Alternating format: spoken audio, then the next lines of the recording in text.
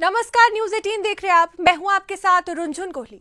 देखिए, जम्मू कश्मीर के बड़गाम विधानसभा क्षेत्र के लिए उपचुनाव दिलचस्प हो गए हैं।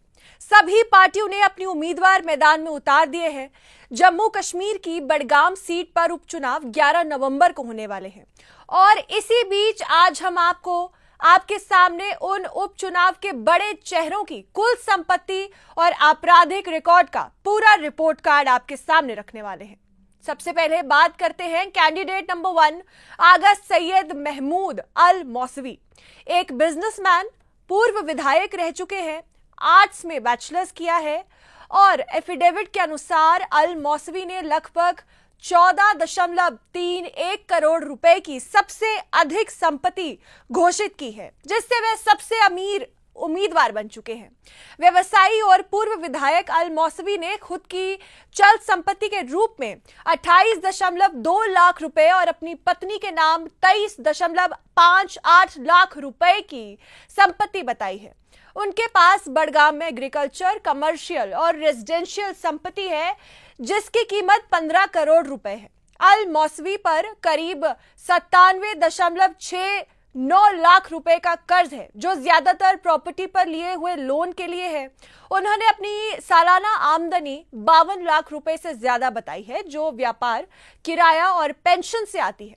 बड़गाम सीट पर पारंपरिक रूप से शिया नेताओं का दबदबा रहा है। नेशनल कॉन्फ्रेंस के उम्मीदवार महमूद एक वरिष्ठ शिया नेता है। जेकेएनसी ने आगामी बड़गाम विधानसभा चुनाव के लिए आगा सैयद महमूद को पार्टी का उम्मीदवार घोषित किया है। पार्टी बड़गाम के लोगों की सेवा में उनके सफल अभियान के लिए उन्हें शुभकामनाएं देती है।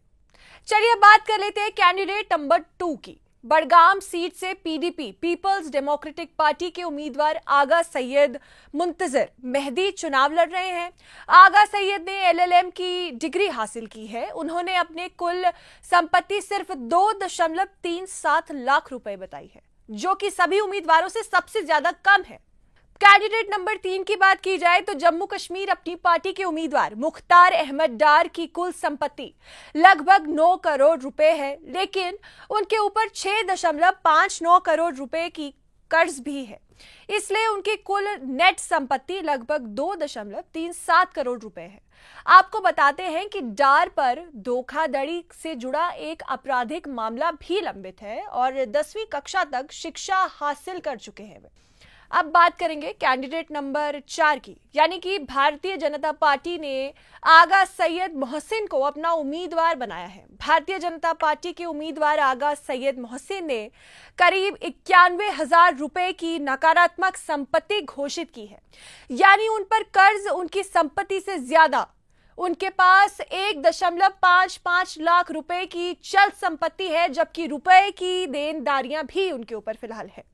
उनके पास कोई बड़ी अचल संपत्ति नहीं है। उनकी सालाना आमदनी 4.27 लाख रुपए है, जो खेती से आती है। मोहसिन पर एक आपराधिक मामला लंबित है, जो सरकारी कर्मचारियों पर हमले और डराने धमकाने से जुड़ा है और 10वीं कक्षा तक शिक्षा हासिल कर चुके हैं। कैंडिडेट नंबर 5 की बात करते हैं। आम आदमी पार्टी की दीबा खान, इनके पास 30.95 लाख रुपए की चल संपत्ति है, जिसमें ज्यादातर ज्वेलरी शामिल है। उनके पति ने 26.89 लाख रुपए की संपत्ति घोषित की है। दीबा खान ने पॉलिटिकल साइंस में मास्टर्स डिग्री हासिल की है। तो ये था बड़गाम विधानसभा सीट के बड़े चेहरों का रिपोर्ट कार्ड। अब आपको इस सीट के बैकग्राउंड के बारे में बताते हैं। बड़गाम विधानसभा सीट मुख्यमंत्री उमर अब्दुल्ला के इस्तीफे के कारण खाली हो गई थी, क्योंकि उन्होंने दोनों सीटों से सफलतापूर्वक चुनाव लड़ने के बाद गंदरबल सीट को बरकरार रखने का फैसला किया था। नगरोटा विधानसभा क्षेत्र में भी 11 नवंबर को मतदान होने जा रहा है। ये सीट पिछले साल चुनाव के बाद भाजपा विधायक देवेंद्र सिंह राणा के निधन के कारण खाली हुई थी। जम्मू कश्मीर की सियासत के लिए बड़गाम विधानसभा सीट बेहद महत्वपूर्ण सीट है।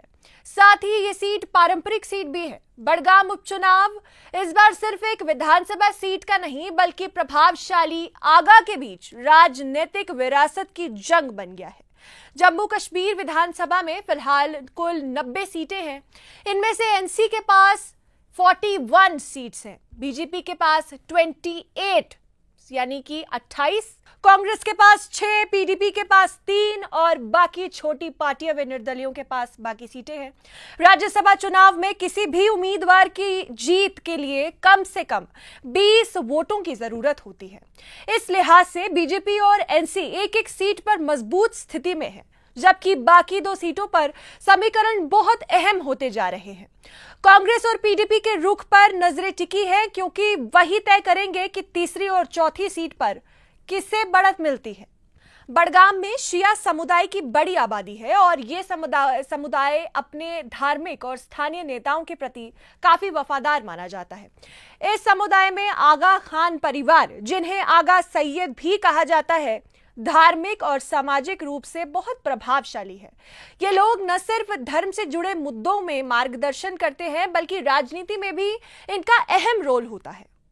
ये क्षेत्र शिया बहुल है, जहां आगा का सामाजिक और धार्मिक प्रभाव दशकों से कायम है। दिलचस्प बात यह है कि तीनों बड़ी पार्टियों ने आगा परिवार के ही सदस्यों को मैदान में उतारा है। नेशनल कॉन्फ्रेंस से आगा सैयद महमूद, बीजेपी से आगा सैयद मोहसिन और पीडीपी से आगा सैयद मुंतजिर मेहदी। यानी मुकाबला सिर्फ दलों के बीच नहीं, बल्कि आगा सदस्यों के बीच हो गया है। यही वजह है कि सभी राजनीतिक पार्टियां, चाहे बीजेपी हो, नेशनल कॉन्फ्रेंस हो या पीडीपी हो, इन धार्मिक नेताओं से संपर्क बनाए रखने की कोशिश करती रहती है। ये जो फैमिली है, ये हमें सिर्फ सियासी तौर पे रहनुमाई नहीं करती है, इनका जो है रिलीजियस तौर पे भी ये हमारी रहनुमाई करते हैं। और इसमें सिर्फ ये नहीं है कि शिया है, इसमें सुन्नी बरादरी जो है, तो हम अपना सपोर्ट भी इनको देते हैं। तो इसमें कोई दो राय नहीं है कि यहाँ जब किसी को भी मैंडेट देंगे, शिया को देंगे, तो हम उसका खैर मकदम करते हैं हमेशा। बड़गांव वालों ने आपने देखा होगा कि रूला साहब ने 3 इलेक्शन जीते, तो सुन्नी वोट उसमें जाते थे, उसमें कोई दो राय नहीं है। तो हम चाहते हैं कि इनको मैंडेट दे और हम इनको कामयाब करें। आगा खानदान का एक बैकग्राउंड है, एक हिस्ट्री है इनके साथ, तो बड़ा रोल है, चाहे मजहबी या सियासी, दोनों में इन्वॉल्व है। इनके साथ लोगों को एक उम्मीद है, लोगों को भरोसा है इन पे, उस खानदान से मुंसलिक है, इंसाफ पे मबनी है ये खानदान। चाहे कोई भी मसला हो, चाहे दीनी या सियासी मसला हो, ये हर टाइम फ्रंट लाइन पे होते हैं, चाहे पूरा खानदान। आगा रहुल्ला मेहदी की फिलहाल नेशनल कॉन्फ्रेंस के नेता उमर अब्दुल्ला के साथ कुछ राजनीतिक मतभेद चल रहे हैं। इस वजह से अब नेशनल कॉन्फ्रेंस के उम्मीदवार आगा सैयद महमूद ने रहुल्ला से समर्थन मांगा है, जो उन्होंने मना कर दिया है।